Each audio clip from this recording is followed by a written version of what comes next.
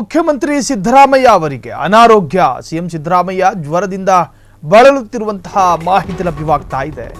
ಮುಖ್ಯಮಂತ್ರಿ ಸಿದ್ದರಾಮಯ್ಯರಿಗೆ ಅನಾರೋಗ್ಯ.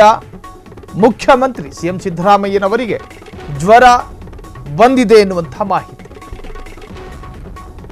ಇವತ್ತು ಸಿಎಂ ಸಿದ್ದರಾಮಯ್ಯರ ಎಲ್ಲ ಸರ್ಕಾರಿ ಕಾರ್ಯಕ್ರಮಗಳು ಕೂಡ ರದ್ದಾಗಿದೆ.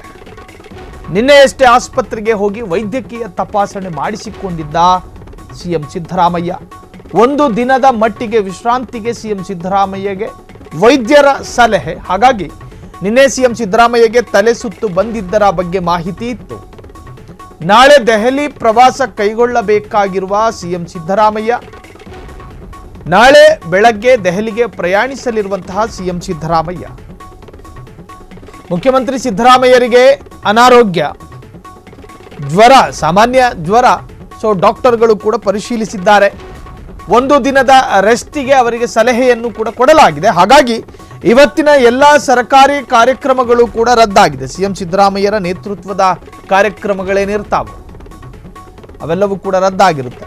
ಇನ್ನು ನಾಳೆ ದೆಹಲಿಗೆ ಹೋಗಬೇಕು ಸಿಎಂ ಸಿದ್ದರಾಮಯ್ಯನವರು. ಒಂದಷ್ಟು ವಿಚಾರಗಳ ಬಗ್ಗೆ